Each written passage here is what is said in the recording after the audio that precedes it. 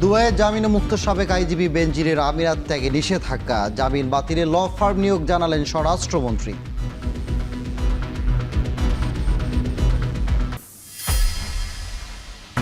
ন্যায় বিচারের পক্ষে সরকার বললেন ফখরুল, রাষ্ট্রের বিরুদ্ধে অপতথ্য অপব্যবহারের অপরাধের শামিল মন্তব্য তথ্যমন্ত্রীর। জুলাই ঐক্য ভাঙার জন্য বিএনপি দায়ী, অভিযোগ বিরোধী দলের।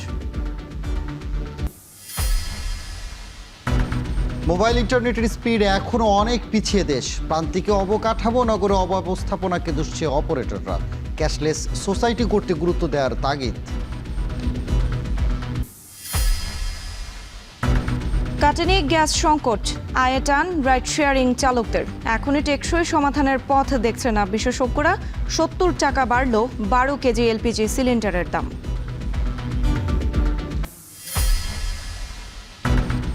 এবং পদ্মা সেতু রাজধানীর সাথে দূরত্ব কমালেও শিল্পায়নে পিছিয়ে বরিশাল। গ্যাস সংকট দূর ও মহাসড়কের উন্নয়নের দাবি ব্যবসায়ীদের।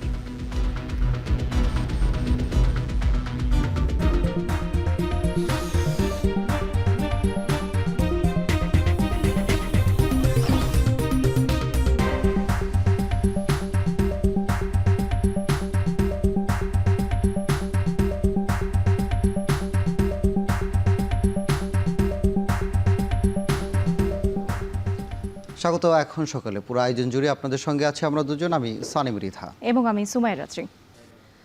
দুবাইয়ের শর্ত সাপেক্ষে জামিন পেয়েছেন সাবেক আইজিপি বেনজির আহমেদ।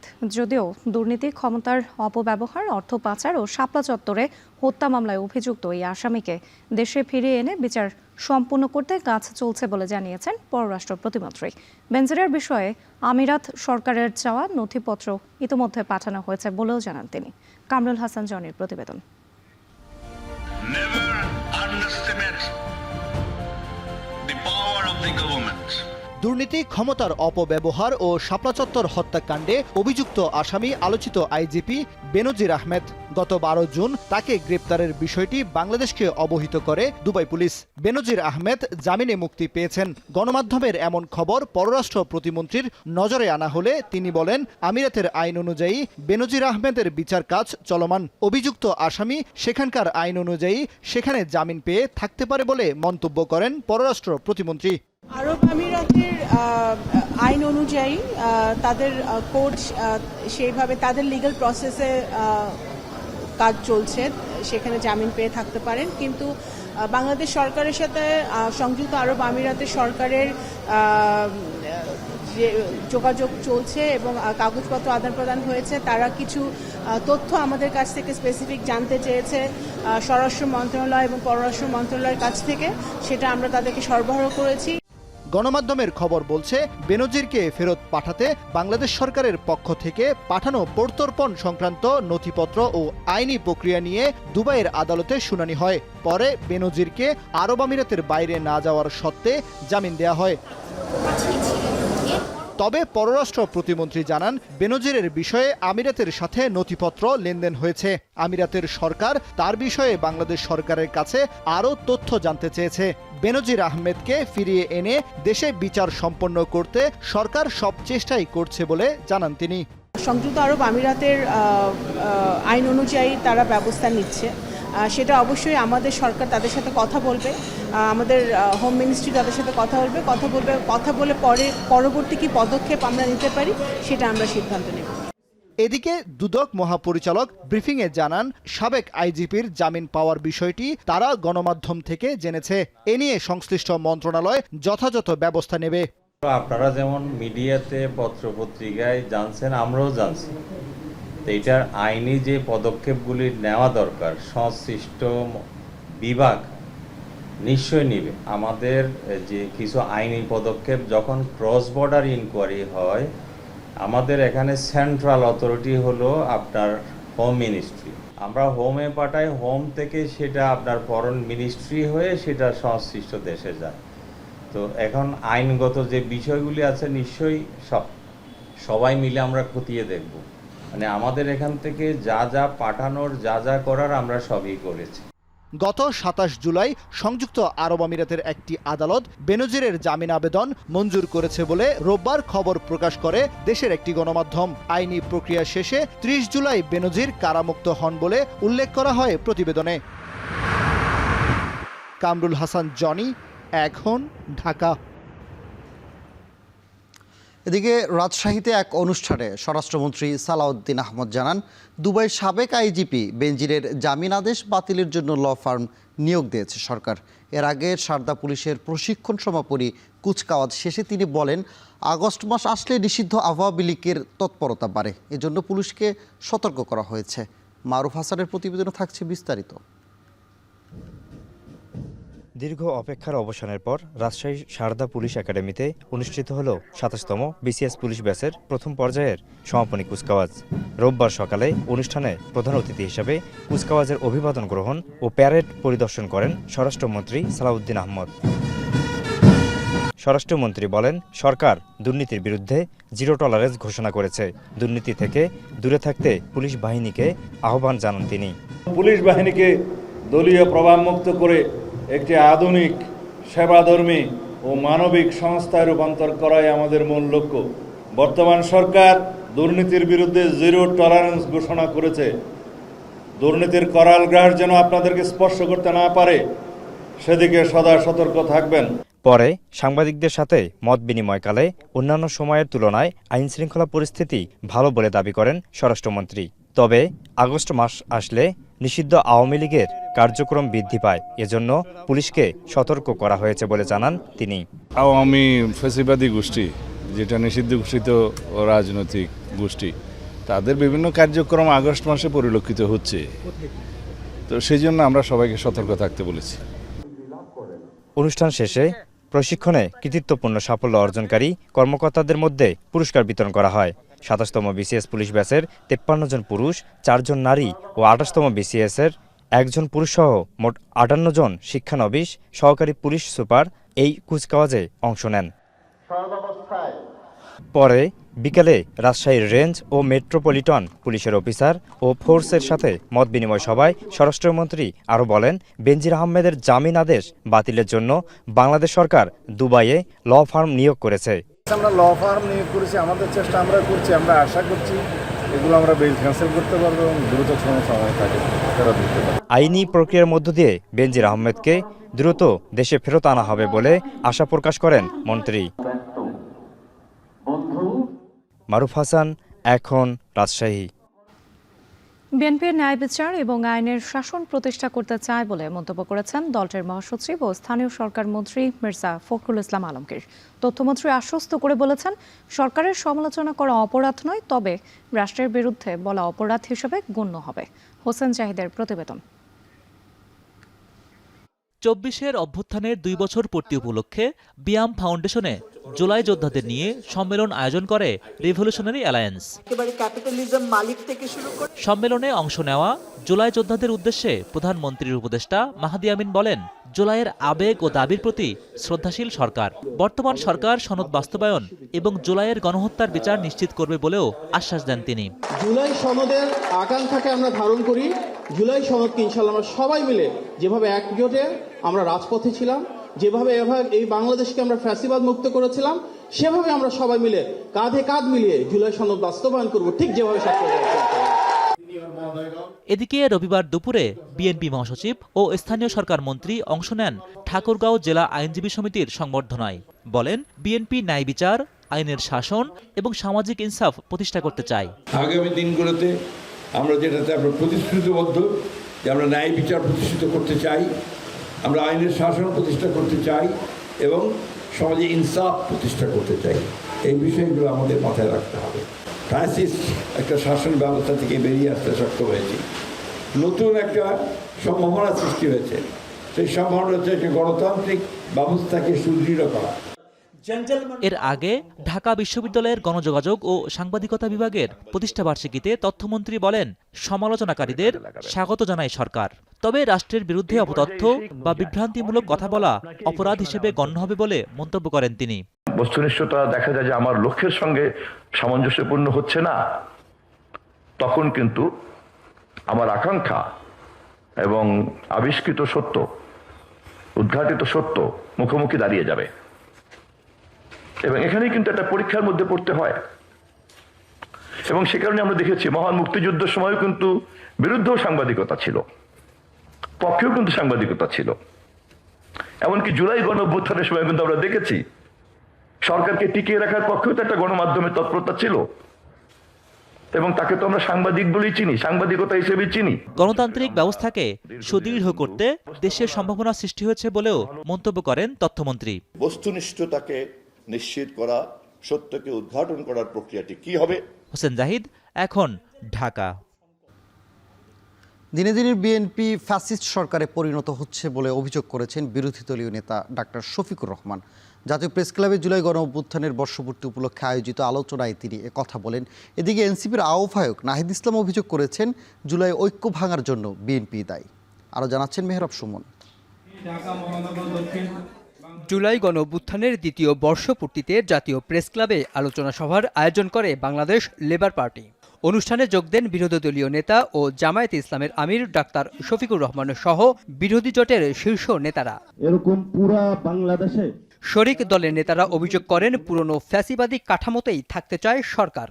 গণভোটের রায় না মানলে বিএনপিকে কোনো ছাড় দেওয়া হবে না বলেও হুঁশিয়ারি দেন তারা। প্রত্যেকটা জায়গায় আমরা আনডেমোক্রেটিক সিস্টেম দেখতে পাচ্ছি, অগণতান্ত্রিক শাসন ব্যবস্থার দিকে যাচ্ছে।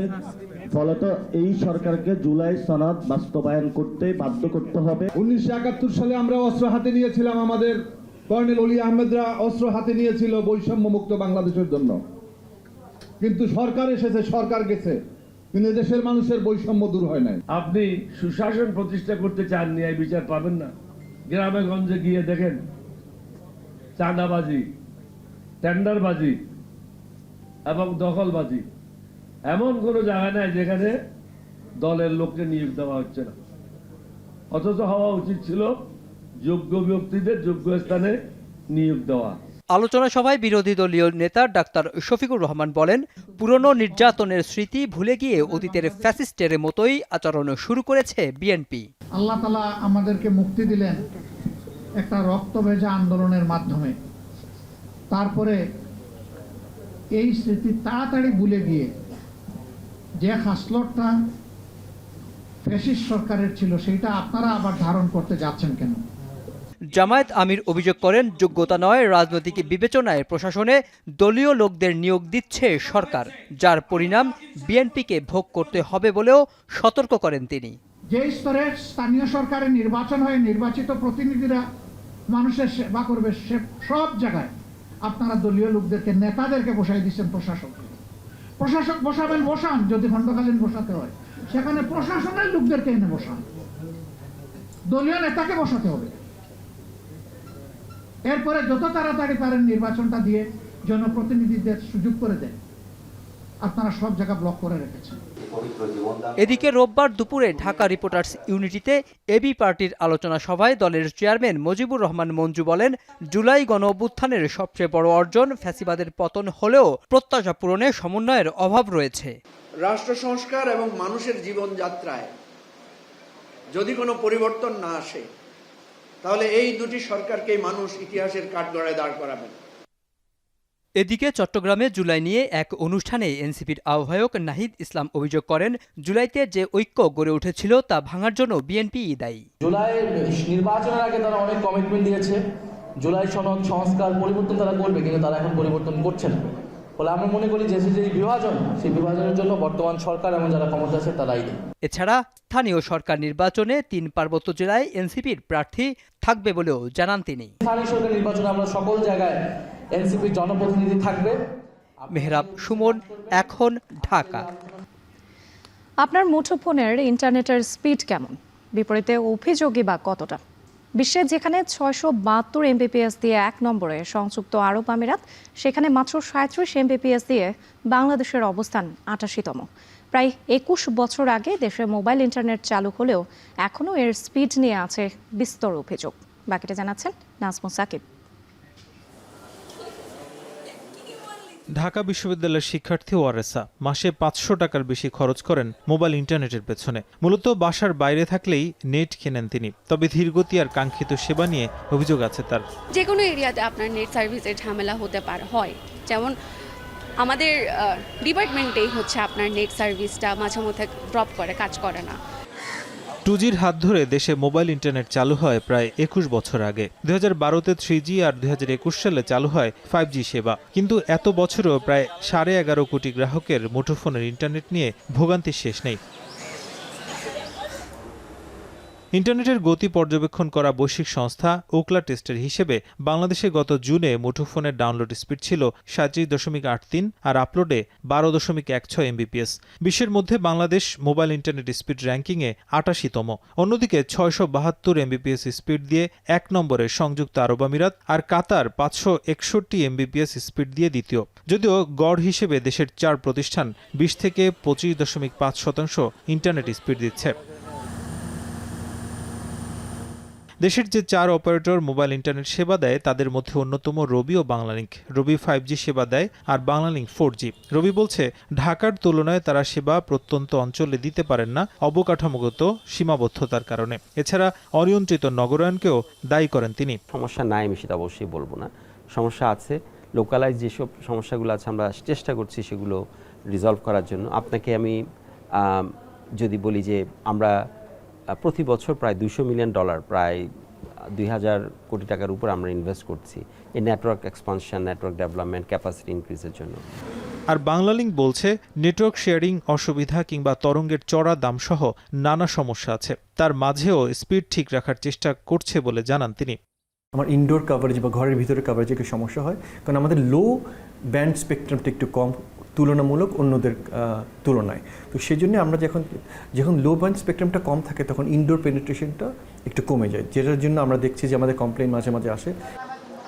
বিশ্বের অন্যান্য দেশের মতোই মোবাইল ইন্টারনেট গুরুত্ব দিতে হবে সরকারকে। তা না হলে ক্যাশলেস সোসাইটি গড়ে তোলা অনেকটাই কঠিন বলে মনে করেন খাত সংশ্লিষ্টরা। নাজমুস সাকিব, এখন, ঢাকা। পদ্মা সেতু রাজধানীর সাথে বরিশালের দূরত্ব কমালেও শিল্পায়ন হচ্ছে না যথাযথভাবে। এজন্য গ্যাস না থাকা, মহাসড়ক 4 বা 6 লেন না হওয়া এবং অর্থনৈতিক অস্থিরতা সহ নানা বিষয়কে প্রতিবন্ধকতা বলে মনে করছেন সংশ্লিষ্টরা। তারা বলছেন এই সমস্যার সমাধানে সরকার এবং বিনিয়োগকারীদের আরও আন্তরিক হতে হবে। বিস্তারিত জানাচ্ছেন ফিরদাউস সোহাগ। 225 বছরের প্রাচীন শহর বরিশাল, আর বিভাগের বয়স 33 বছর। কিন্তু অন্য কোনো শহরের মতো এখানে হয়নি তেমন শিল্পায়ন। সে কারণে বরিশাল বিভাগের শিক্ষিত তরুণদের কাজের জন্য রাজধানী সহ অন্য শহরে যেতে হচ্ছে। 2022 সালে পদ্মা সেতু চালুর আগে সড়কপথে ঢাকা বরিশাল রুটের দূরত্ব ছিল 242 কিলোমিটার। সেতু চালুর পর হয়েছে 160 কিলোমিটার।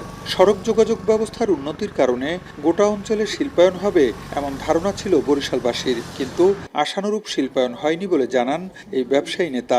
পদ্মা সেতু কেন্দ্রিক বরিশাল তথা দক্ষিণ অঞ্চলে কোনো শিল্পায়ন গড়ে ওঠে না।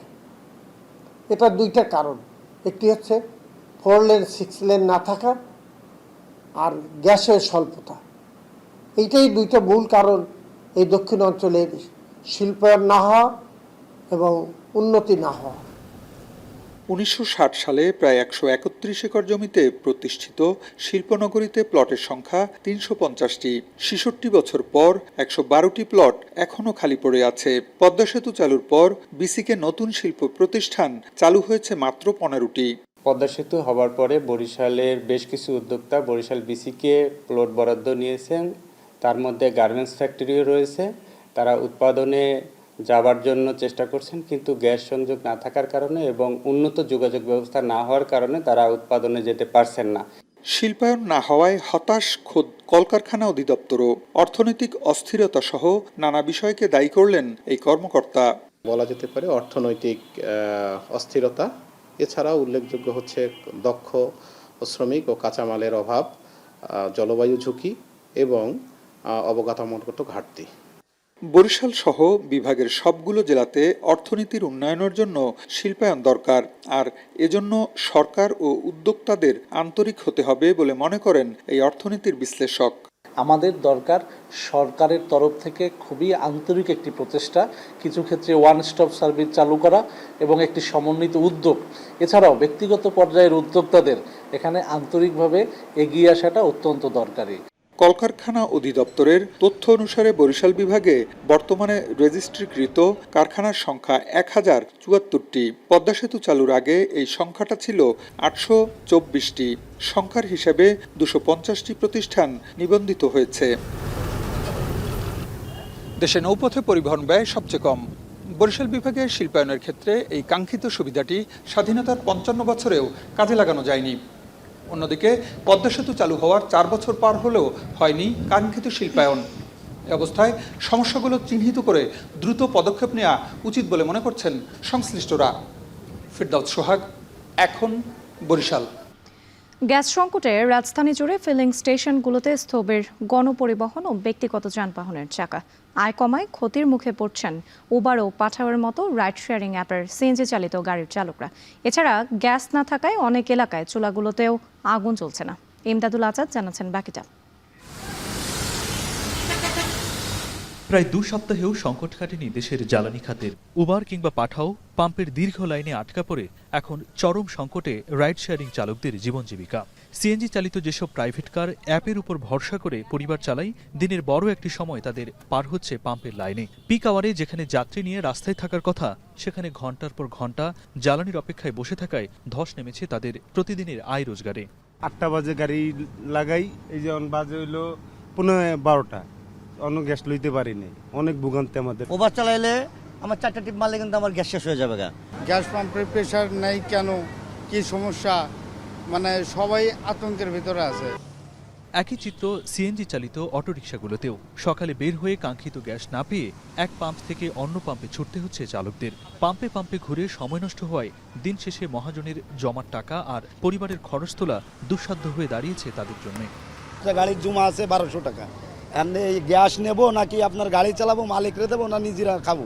অলরেডি 1.5-2 ঘন্টা প্রায় হয়ে গেছে আমরা লাইনে রয়েছি, কিন্তু এখনো পাম্প মনে করেন আরো 2 ঘন্টা মিনিমাম লাগবে। এমন একটা দুর্ভোগ, আবার পুলিশ রাস্তায় সার্জেন্টরা দাঁড়াতে দেন, আমরা লাইন ধরে যে নিয়ম শৃঙ্খলাভাবে গ্যাস নেব, এটাও বৈধ না। তাহলে কই যাবো, কি দেশ থেকে বের হয়ে যাবো আমরা?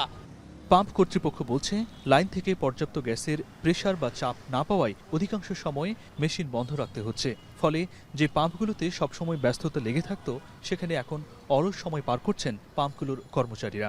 আমরা তো বন্ধ রাখতে চাচ্ছি না, গ্যাস যে পরিমাণ আছে আমরা ওই পরিমাণেই নজর চালাচ্ছি। এখন আপাতত গ্যাস যেভাবে আছে ওইভাবে চলতেছে আমাদের। গতকাল রাত্রে 11টা গ্যাস আসে, আপনার সকাল 6:30 গ্যাস আসছিল। সিএনজি পাম্পের এই সংকটের পাশাপাশি গ্যাস না থাকায় আবাসিক এলাকার চুলাগুলোতেও আগুন জ্বলছে না। মিরপুরের এই গৃহিণীর মতো অনেকেই বাধ্য হয়ে ঘরের বাইরে বা বারান্দায় মাটির চুলা তৈরি করে কাঠ জ্বালিয়ে রান্নার কাজ সারছেন।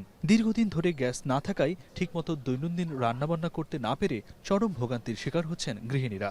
রাত 1টা-2টার সময় গ্যাস আসলে তখন কি রান্না সম্ভব? তখন তো সব ঘুমেরিতে থাকে, তখন তো আর রান্না সম্ভব না। আর এই যে সারা দিন যায়, প্রায় 1 মাস ধরে এরকম গ্যাস নাই। পেট্রোবাংলা জানাচ্ছে, দেশীয় কূপে উৎপাদন কমার পাশাপাশি মহেশখালীর এলএনজি টার্মিনাল বিকল থাকায় জাতীয় গ্রিডে দৈনিক প্রায় 120 কোটি ঘনফুট গ্যাসের ঘাটতি তৈরি হয়েছে। কারিগরি দল কাজ করলেও এই মুহূর্তে সংকট মেটানোর কোনো তাৎক্ষণিক সমাধান সরকারের হাতে নেই। ইমদাদুল আজাদ, এখন, ঢাকা। পরপর 2 দফা কমার পর 70 টাকা বাড়িয়ে 12 কেজি এলপিজি সিলিন্ডারের দাম 598 টাকা নির্ধারণ করেছে বিআরসি। এক বিজ্ঞপ্তিতে আগস্ট মাসের জন্য এলপিজির এই নতুন মূল্য নির্ধারণ করেছে সংস্থাটি।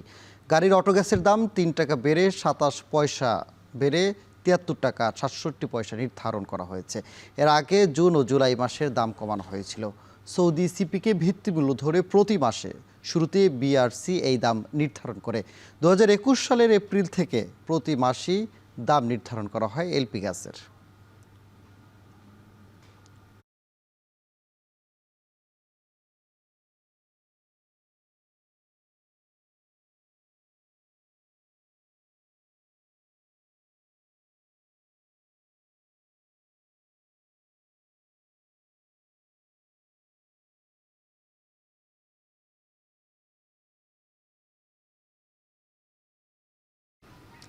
টানা বৃষ্টিপাতের প্রভাব পড়েছে বগুড়ার সবজি বাজারে। সরবরাহ কমায় বাড়তি দামে বিক্রি হচ্ছে প্রায় সব ধরনের সবজি। এ নিয়ে আরও জানাতে বগুড়া শহরের রাজাবাজার থেকে যুক্ত হচ্ছেন রাজীব সেলিম। রাজীব, আজ কোন সবজি কত দরে বিক্রি হচ্ছে এবং ক্রেতা বিক্রেতা যারা রয়েছেন তারা কি বলছেন?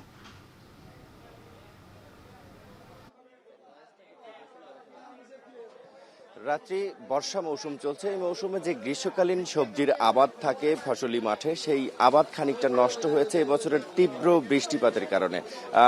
এই বেশি বৃষ্টিপাতের কারণে আসলে গ্রীষ্মকালীন সবজির সরবরাহ সংকট দেখা দিয়েছে। ফসলি মাঠে যে আবাদগুলো ছিল সেই আবাদগুলো নষ্ট হয়েছে এবং একটি খুশির খবর রয়েছে, খানিকটা সরবরাহ বেড়েছে কিছু কিছু সবজির, যেমন পটল এবং বেগুনের দাম কিছুটা কমেছে, কিছুটা আবহাওয়া ভালো হয়েছে, বৃষ্টিপাত কিছুটা কমেছে, সে কারণেই সবজির সরবরাহ বাড়তে শুরু করেছে। তবে অন্যান্য সবজির যে সংকট, সরবরাহ সংকট, এই সংকট কিন্তু বেশ কিছুদিন ধরেই চলছে। বৃষ্টিপাতের শুরু থেকেই, বর্ষা মৌসুমের যে বৃষ্টিপাত, টানা বৃষ্টিপাত, সেই মৌসুমের শুরু থেকেই সবজির আবাদ নষ্ট হতে শুরু করে এবং সরবরাহ সংকট দেখা দিতে শুরু করে। সেই সংকটের কারণে বাজারে সবজির দাম বেশি। আজকে পটল বিক্রি হচ্ছে 70 টাকায়, যেটি সপ্তাহখানেক আগেও 30 টাকায় বিক্রি হয়েছে। ঢেঁড়স বিক্রি হচ্ছে 70 টাকা, করলা 100 টাকা, বরবটি 100 টাকা এবং বেগুনের দাম সপ্তাহখানেক আগে 120 টাকা ছিল, সেটি আজকের বাজারে 100 টাকায় বিক্রি হয়েছে, অর্থাৎ কেজি প্রতি 20 টাকা কমেছে। এবং পেঁপে 30 টাকায় বিক্রি হয়েছে, সেটি কেজি প্রতি 10 টাকা কমে আজকের বাজারে 20 টাকায় বিক্রি হচ্ছে। পাইকারি এবং খুচরা বাজারের কিছুটা তারতম্য আমরা দেখেছি। আমরা এখন রাজা বাজারে রয়েছে। রাজা বাজারের ঠিক বাইরেই পাইকারিতে সবজি কেনা বেচা হয়ে থাকে, সেখানে কৃষক সরাসরি সবজি বিক্রি করে থাকেন। ঠিক বাজারের বাইরে যে দামে বিক্রি হচ্ছে, বাজারের ভেতরে কিন্তু কেজি প্রতি 10 থেকে 20 টাকা বেশি দামে বিক্রি হচ্ছে এবং যে বাজারের যে তদারকি, সেটি কিন্তু আমরা লক্ষ্য করিনি এবং ক্রেতা যারা রয়েছেন তারা বলছেন যে বাজার তদারকি না থাকার কারণে দামের তারতম্য থাকছে না পাইকারি এবং খুচরা বাজারে। সে কারণে ক্রেতা বাজার তদারকির দাবি জানিয়েছেন এবং ব্যবসায়ী যারা রয়েছেন, কৃষক যারা রয়েছেন, তারা বলছেন যে সবজির যে মৌসুমে উৎপাদন বেশি হয়ে থাকে, সেই মৌসুমে সবজির দাম অনেকটাই কম থাকে। তবে যদি হিমাগার নির্মাণ করা হয়, বগুড়ায় সবজি সংরক্ষণের জন্য সেরকম কোনো হিমাগার নেই। যদি হিমাগার থাকে, সেই হিমাগার নির্মাণ করা হয়, সেই ক্ষেত্রে সবজি যে মৌসুমে বেশি উৎপাদন হবে সেই মৌসুমে সবজি সংরক্ষণ করা হবে এবং সংকটের মুহূর্তে সেই সবজিগুলো যখন বাজারে আসবে তখন দাম এবং সরবরাহ দুটি নিয়ন্ত্রণ করা সম্ভব হবে। এই ছিল আমার কাছে বগুড়া সবজি বাজার থেকে সবশেষ খবর। রাত্রি বগুড়া থেকে যুক্ত ছিলেন আমাদের সঙ্গে রাজীব সেলিম, জানাচ্ছিলেন বাজার পরিস্থিতির খবর। অপরিকল্পিত ড্রেনেজ ব্যবস্থা, জলাবদ্ধতা, পচা পানি সহ অপরিচ্ছন্ন পরিবেশে জন্ম নেয়া লার্ভা থেকে লক্ষ্মীপুর পৌরসভায় বাড়ছে মশার উপদ্রব, আর তাতেই পাল্লা দিয়ে বাড়ছে বিভিন্ন রোগ। তবুও মশা নিধনে পৌরসভার ওষুধ ছিটানোর কথা থাকলেও কর্তৃপক্ষের চোখে পড়ার মতো নেই কোনো কার্যক্রম। প্রতিনিধিদের পাঠানো তথ্য ছবিতে প্রতিবেদন। 15টি ওয়ার্ড নিয়ে 28.26 বর্গ কিলোমিটার আয়তনের প্রথম শ্রেণীর লক্ষ্মীপুর পৌরসভা। এখানে প্রায় 1.5 লাখ মানুষের বাস। অপরিকল্পিত বর্জ্য ও ড্রেনেজ ব্যবস্থাপনার কারণে দিন দিন বাড়ছে নাগরিক দুর্ভোগ। এর ফলশ্রুতিতে যত্রতত্র ময়লা আবর্জনার স্তূপ ও ড্রেন পরিষ্কার না করায় জলাবদ্ধতা সৃষ্টি হচ্ছে। এতে ড্রেনের ভেতরে জমে থাকা পলিথিন, প্লাস্টিক, বাসাবাড়ির ময়লা ও জলাবদ্ধ নোংরা পানি নিয়মিত পরিষ্কার না করায় এসব স্থান হয়ে উঠছে ডেঙ্গু ও ম্যালেরিয়া সহ বিভিন্ন রোগবাহী মশার প্রজনন ক্ষেত্র। সিভিল সার্জন কার্যালয়ের সূত্রে জানা গেছে, সরকারি হিসাবে জেলায় গত 3.5 বছরে 8,153 জন ডেঙ্গু রোগে আক্রান্ত হয়। এর মধ্যে এবছর জানুয়ারি থেকে জুন মাস পর্যন্ত 6 মাসে 43 জনের ডেঙ্গু ধরা পড়েছে। তবে জেলার 5টি উপজেলায় সরকারি হাসপাতালগুলোতে অর্ধ শতাধিক রোগী ডেঙ্গু উপসর্গ নিয়ে চিকিৎসা নিয়ে সুস্থ হয়ে বাড়ি ফিরেছে। শহরের উপর হয়তো 2-1 করতে পারে, কিন্তু গ্রাম অঞ্চলের মানুষগুলা এই যে বর্ষা আসলে পানি জমে থাকে, বিভিন্ন জায়গায় যে জলাবদ্ধতা থাকে, মশক নিধনের কোনো কার্যক্রম কখনো কোনো ব্যবস্থা নাই। অপরিকল্পিত ড্রেনেজ ব্যবস্থা এবং অপরিষ্কার বা অপরিচ্ছন্নতা, ড্রেনের নিষ্কাশনটা বা ব্যবস্থাপনাটা আসলে ঠিকমতো হচ্ছে না, বিধায় মশার উপদ্রবটা বেশি। যত্র মলা স্তূপ জমে থাকা, যে কারণে এই সময়ে মশার অত্যাধিক উপদ্রব। পৌরবাসীর অভিযোগ, লক্ষ্মীপুর পৌরসভার প্রায় 34 কিলোমিটার ড্রেনের কোনোটি পরিকল্পিত নয়। এই ড্রেনের পচা ও দুর্গন্ধযুক্ত পানি থেকেই মশার বিস্তার বেশি ঘটছে। সারা দেশের মতো লক্ষ্মীপুরেও কিন্তু ডেঙ্গুর এখন রোগীর সংখ্যা বাড়ছে। আমরা জানি যে সাধারণত এই জুন থেকেই আগস্ট মাস বা আগামী 3 মাস কিন্তু এই ডেঙ্গুর আক্রমণটা বেশি থাকে এবং দেখা যায় যে রোগীরা আক্রান্ত হয়। পৌরসভার প্রতিটি ওয়ার্ডে ডেঙ্গু উৎপত্তি স্থল চিহ্নিত করে ধ্বংসের ব্যবস্থা নেওয়া হয়েছে। পাশাপাশি জনগণকে সচেতন হওয়ার আহ্বান জানান পৌর প্রশাসক। আমাদের চলমান যে ডেঙ্গু মৌসুম, যেটা আমাদের ডেঙ্গু মোকাবেলার জন্য পৌরসভা থেকে ব্যাপক কার্যক্রম গ্রহণ করা হয়েছে। প্রতিটি ওয়ার্ডে যেখানে ডেঙ্গু মশার আপনার উৎপত্তি স্থল আছে ওগুলো আমরা চিহ্নিত করে ওগুলো ধ্বংসের ব্যবস্থা আমরা নিয়েছি। প্রতিটি শিক্ষা প্রতিষ্ঠান, হাসপাতাল ও সরকারি প্রতিষ্ঠানগুলোতে মশক নিধনের কার্যক্রম চলছে। এখন লক্ষ্মীপুর। গত 3 দশকে নোয়াখালীর হাতিয়ায় মেঘনার বুকে ছোট বড় মিলিয়ে জেগে উঠেছে 30টির বেশি চর। জেগে ওঠা চরগুলোর নিয়ন্ত্রণ ও জমি বিক্রিকে কেন্দ্র করে স্থানীয় সন্ত্রাসী বাহিনীগুলোর মধ্যে প্রায়ই রক্তক্ষয়ী সংঘর্ষ ও অবৈধ দখলের ঘটনা ঘটে, যা এখনই দখল বন্ধ করা না গেলে যে কোনো সময় রূপ নিতে পারে রক্তক্ষয়ী সংঘর্ষে। নোয়াখালী থেকে বাকিটা জানাচ্ছেন নাসিম শুভ।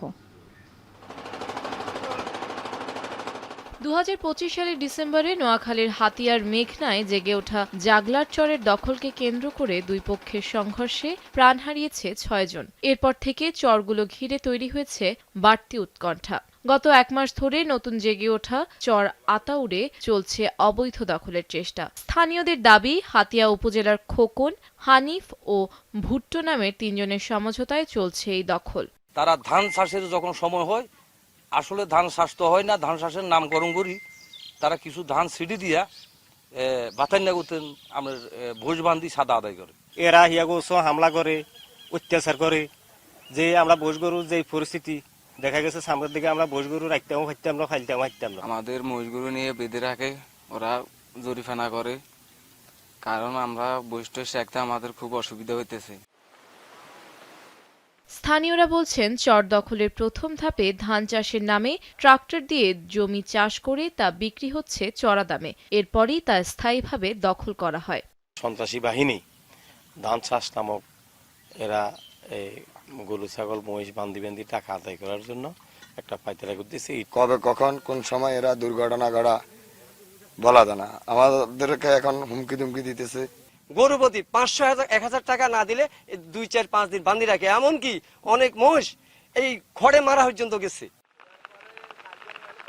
দুর্গম ভৌগোলিক ও যাতায়াত ব্যবস্থার জটিলতার কারণে চর আতাউরে আইনশৃঙ্খলা বাহিনীর তাৎক্ষণিক নজরদারি বজায় রাখা কঠিন। চর আতাউরে অবৈধ দখলদারদের দখল বন্ধের পাশাপাশি চরটিকে সরকারিভাবে গোচারণ ভূমি নির্মাণ করা হলে এই অঞ্চলের প্রাণী সম্পদ খাত সমৃদ্ধ হতে পারে।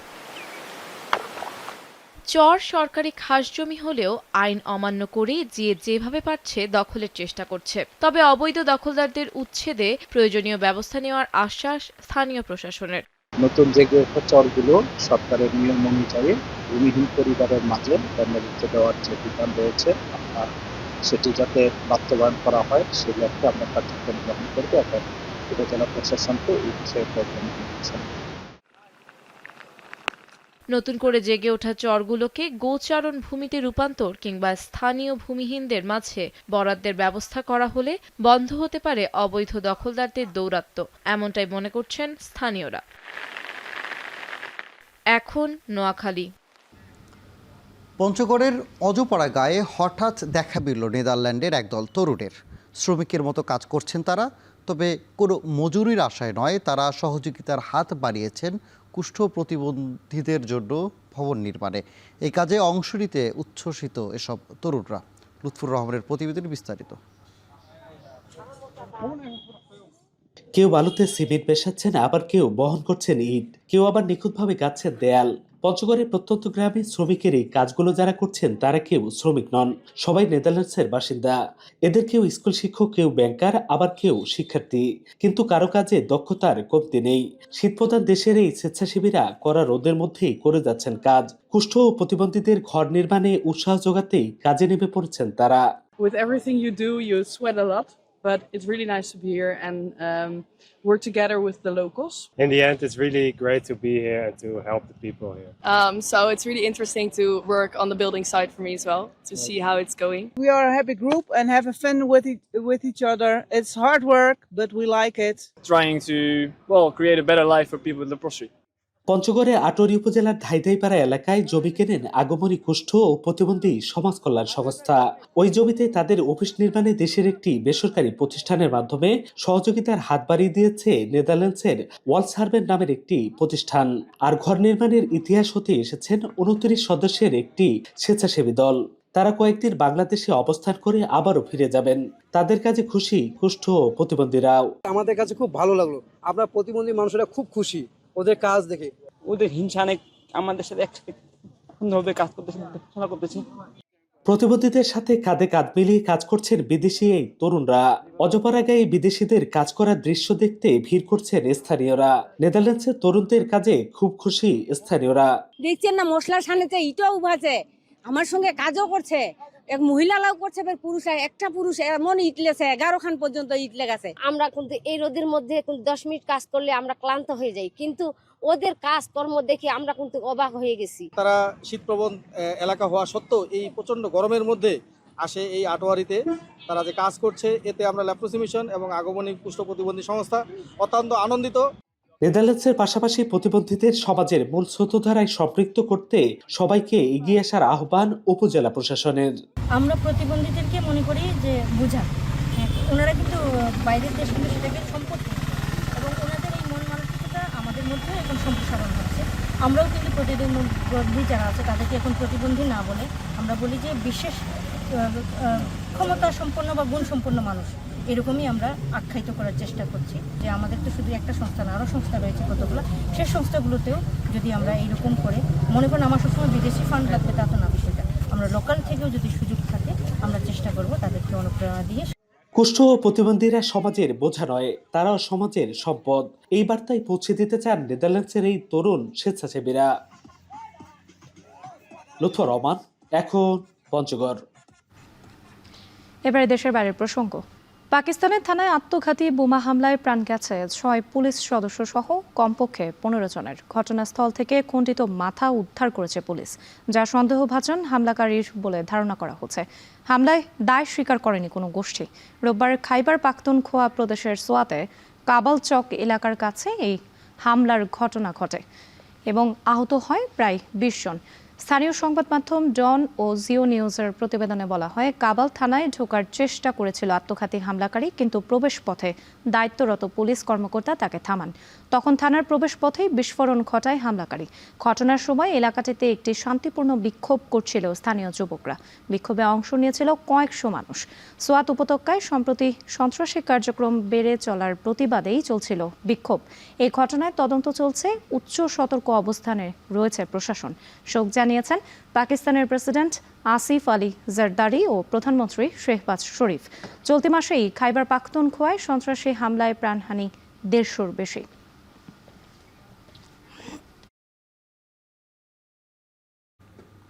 সেউতায় অভিবাসন প্রত্যাশীদের আকস্মিক ঢলের পেছনে ট্রাম্প নেতানিয়াহু কলকাঠি নাড়তে পারেন বলে মনে করছেন বিশ্লেষকরা। তাদের অভিমত, চলমান মধ্যপ্রাচ্য সংঘাত ও ন্যাটো ইস্যুতে যুক্তরাষ্ট্র ইসরায়েলের সঙ্গে স্পেনের তিক্ত সম্পর্কের কারণে মরক্কোকে ঢাল হিসাবে ব্যবহার করছে তেল আবিব। অর্ণব প্রসাদের প্রতিবেদনে থাকছে বিস্তারিত। রাতারাতি সমুদ্র পাড়ি দিয়ে মরক্কো থেকে স্পেনের স্বায়ত্তশাসিত শহর সেউতায় 60,000 অভিবাসন প্রত্যাশীর ঢল বিশ্বজুড়ে আলোচনার কেন্দ্রবিন্দুতে পরিণত হয়েছে। প্রাথমিকভাবে আকস্মিক অভিবাসন প্রত্যাশীদের ঢলের পেছনে মানব পাচারকারী মাফিয়াদের দায়ী করেছেন স্পেনের প্রধানমন্ত্রী পেদ্রো স্যাঞ্চেজ। তার অভিযোগ, সম্প্রতি স্পেনের আদালতের দেয়ার রায়কে অতিরঞ্জিত করে প্রচার করেছে মানব পাচারকারীরা। তবে সময় গড়ানোর সঙ্গে সঙ্গে ইস্যুটি নিয়ে নতুন নতুন তথ্য দিচ্ছে বিশ্ব গণমাধ্যমগুলো। কয়েকজন বিশ্লেষকের বরাতে আল জাজিরা বলছে, সাম্প্রতিক ঢলের পেছনে কলকাঠি নাড়তে পারেন মার্কিন প্রেসিডেন্ট ডোনাল্ড ট্রাম্প ও ইসরায়েলের প্রধানমন্ত্রী বেনিয়ামিন নেতানিয়াহু। কেননা গাজা ইরান যুদ্ধ ও ন্যাটোর পরিচালন ব্যয় ইস্যুতে ট্রাম্প নেতানিয়াহুর চক্ষুশীল স্পেনের বামপন্থী প্রধানমন্ত্রী পেদ্রো স্যাঞ্চেজ। এ কারণে বিশ্লেষকরা মনে করছেন চলমান মধ্যপ্রাচ্য উত্তেজনাকে পুঁজি করে স্পেনের দুটি স্বায়ত্তশাসিত অঞ্চল সেউতা ও মেলিলার ওপর মরক্কোর নিজেদের ভূখণ্ড হিসেবে দাবি জানানোর সুযোগ তৈরি করে দিয়েছে ইসরায়েল। কেননা সেউতা ও মেলিলাকে স্পেনের ভূখণ্ড হিসেবে স্বীকৃতি দেয়নি মরক্কো। এছাড়াও বিশ্লেষকদের দাবিকে আরও শক্ত করেছে শুক্রবার জাতিসংঘে নিযুক্ত ইসরায়েলের রাষ্ট্রদূত ড্যানি ডেননের এক্সপোস্ট। সবসময় ইসরায়েলকে জ্ঞান দেয় স্পেন কেন আফ্রিকায় ঔপনিবেশিক ছিটমহল টিকিয়ে রেখেছে সেই প্রশ্ন ছুড়ে দেন ড্যানন। পাশাপাশি ইসরায়েলের সঙ্গে মধ্যপ্রাচ্যের দেশগুলোর সম্পর্ক স্বাভাবিক করার লক্ষ্যে গঠিত আব্রাহাম অ্যাকর্ডে স্বাক্ষরকারী দেশ মরক্কো। এ কারণে তেল আবিবের হীন উদ্দেশ্য বাস্তবায়নে মরক্কোর প্রশাসন ইচ্ছাকৃতভাবে সীমান্তে অভিবাসন প্রত্যাশীদের ঢল উস্কে দেয় বলে দাবি বিশ্লেষকদের। পাশাপাশি আকস্মিক অভিবাসন প্রত্যাশীদের ঢলের জন্য মরক্কো ও আলজেরিয়ার দীর্ঘদিনের বৈরিতা ও সম্প্রতি স্পেনের প্রধানমন্ত্রী পেদ্রো স্যাঞ্চেজের আলজেরিয়া সফরের যোগসূত্র থাকতে পারে বলেও মনে করছেন বিশ্লেষকরা। কেননা দীর্ঘদিন থেকে মরক্কোর নিয়ন্ত্রণে থাকা পশ্চিম সাহারা অঞ্চলের স্বাধীনতা দাবি করে আসছে আলজেরিয়ার মদতপুষ্ট সামরিক ও রাজনৈতিক সংগঠন পোলসারিও ফ্রন্ট। এ কারণে স্যাঞ্চেজের আলজেরিয়া সফরের কয়েকদিনের মাথায় সেউতা আকস্মিক অভিবাসন প্রত্যাশীদের ঢল দেখল বলে মনে করছেন বিশ্লেষকরা। তবে আন্তর্জাতিক অঙ্গনে টক অব দ্য টাউনে পরিণত হওয়া সেউতার অভিবাসন প্রত্যাশীদের ঢলকে ভালোভাবে নিচ্ছে না ইউরোপীয় ইউনিয়নের ডানপন্থী নেতারা। তারা স্পেন সরকারের নমনীয় অভিবাসন নীতিকে দায়ী করছেন। এছাড়াও সেউতার ঘটনার জেরে ইতালি সরকার স্পেনকে সেনজেন মুক্ত চলাচল অঞ্চল থেকে সাময়িকভাবে বহিষ্কারের আহ্বান জানিয়েছে। স্পেন সংলগ্ন সীমান্তে নিরাপত্তা ব্যবস্থা জোরদার করেছে ফ্রান্সও। অর্ণব প্রসাদ, এখন বিশ্ব। এবারে খেলা প্রসঙ্গ। কমনওয়েলথ গেমস থেকে একের পর এক ব্যর্থতার বার্তাই দিচ্ছেন বাংলাদেশের প্রতিযোগীরা। অখ্যাত বেশ কিছু দেশের অ্যাথলেটরা পদক তালিকায় জায়গা পেলেও তাতে নেই বাংলাদেশের নাম। সাবেক খেলোয়াড় এবং সংগঠকরা বলছেন পদক লাভের জন্য আলাদা পরিকল্পনা দরকার। জুবাইর আহমেদের প্রতিবেদন। জার্সি, আইল অফ ম্যান, ভূগোল নিয়ে বিশদ পড়াশোনা না থাকলে এই দুই দেশের নাম জানার কথা নয়। এমনকি জাতিসংঘ নির্ধারিত সংজ্ঞা অনুযায়ী সার্বভৌম রাষ্ট্রও নয় তারা। তবে কমনওয়েলথ গেমসের পদক তালিকায় বাংলাদেশের নাম না থাকলেও ঠিকই জায়গা করে নিয়েছে তারা। এমনকি আর্থিক ও সামাজিকভাবে অনেকটা পিছিয়ে থাকা নাউরু কিংবা তুভালুও জিতেছে পদক। প্রতিবেশী ভারত লড়াই করছে তালিকার শীর্ষ 5-এ জায়গা করে নিতে। অথচ বাংলাদেশ যেন কেবল অংশগ্রহণ করেই তৃপ্ত। ইভেন্টে অংশ নিয়ে কোনো পদকই জিততে পারেনি দেশি অ্যাথলেটরা। সাবেক শুটার শারমিন রত্না এবং শাটলার এলিনা সুলতানা বলছেন প্রস্তুতির ঘাটতিতেই পদকের খাতায় নেই বাংলাদেশ। একটা লং টার্ম ট্রেনিংয়ের যদি ব্যবস্থা রাখা যায় সেক্ষেত্রে আপনার ভালো রেজাল্ট অ্যাচিভ করা সম্ভব। আদারওয়াইজ এটা দেখা যাচ্ছে যে শুধুমাত্র আমরা জাস্ট একটু পার্টিসিপেটই করতে পারবো। এই যে পদকের লড়াই আমরা থাকি না, কারণ আমরা আসলে আমার কাছে মনে হয় যে আমরা নিজেদেরকে ওইভাবে প্রিপেয়ারই করি না যে পদক পাবো কিনা। কমনওয়েলথ গেমসের জন্য বরাবরই জায়গা পায় ব্যক্তিগত ইভেন্ট। ফলে দলগত ইভেন্টে পদক জয়ের সম্ভাবনা থাকলেও সুযোগের অভাবে বঞ্চিত হয় দেশ। প্রশ্ন ওঠে কেন কেবল ব্যক্তিগত ইভেন্টেই অংশ নেয় বাংলাদেশ। কমনওয়েলথ গেমস খেলতে গেলে আপনার একটা পয়েন্ট লাগে, যেটা আপনার ইন্টারন্যাশনাল টুর্নামেন্ট যত বেশি পার্টিসিপেট করা হয় তত বেশি আপনার পয়েন্ট আর্ন করা হয়।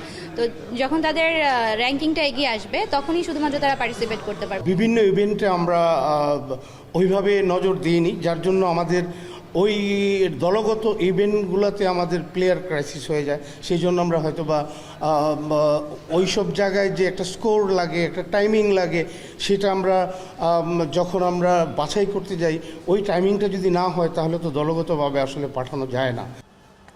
তবে জাতীয় ক্রীড়া পরিষদের পরিচালক পদে দায়িত্ব নিয়েই পদক জয়ের স্বপ্নের কথা শোনালেন সাবেক ফুটবলার জাহিদ পারভেজ। লক্ষ্য আছে আমরা অলিম্পিকে পদক জেতা, এশিয়ান গেমসে পদক জেতা, কমনওয়েলথ গেমসে পদক জেতা বা সাফ গেমসে পদক জেতা। আমরা ধারাবাহিকভাবে যাতে দেশের সুনাম পুরো বিশ্বের কাছে ফুটিয়ে তুলতে পারি। আশ্বাসের এসব বাণী একপাশে সরিয়ে বাংলাদেশও নিয়মিত পদক তালিকায় জায়গা পাবে এমনই প্রত্যাশা সাবেক ক্রীড়াবিদ এবং সংগঠকদের। জুবায়ের আহমেদ, এখন, ঢাকা। এই ছিল এখন সকালে। এখন টেলিভিশন ওয়েবসাইটে দেখতে ভিজিট করুন www.ekon.tv। এছাড়া ফেসবুকে দেখতে ভিজিট করুন facebook.com/tv.ekon এবং ইউটিউবে এখন টেলিভিশন দেখতে ভিজিট করুন youtube.com/c/ekontv।